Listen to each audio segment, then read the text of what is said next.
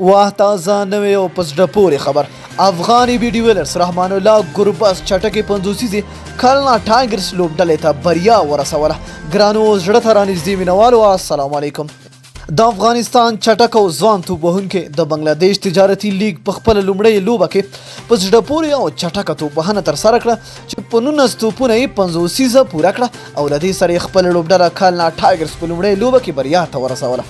د بنگلادیش تجارتي لیګ څلورمه لوبه د چټاګرام چیلنجرز او کلنا ټایګرز لوبډلو ترمنځ د بنگلادیش په ډاګا خار کې ترسره شو.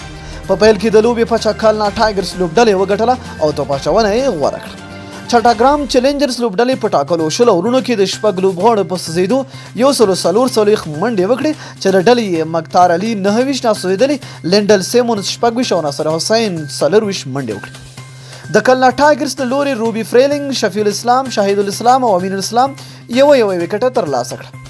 د 115 منډو هدف په تعقیب کې د کلنا ټایګرز لوبډلې چټکه توپ وهنه ترسره کړه او یاد هدف په 14 ورونو کې د 2 لوبغاړو په سوځېدو پوره کړه چې په خپل لومړۍ لوبه کې د 8 وکټو په توپیر بریا خپله کړه.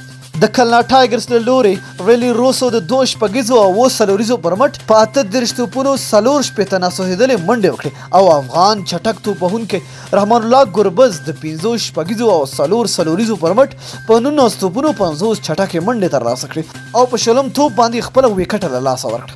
همداراس مشفق الرحیم هم 28 ناسوځېدلې منډې وکړې.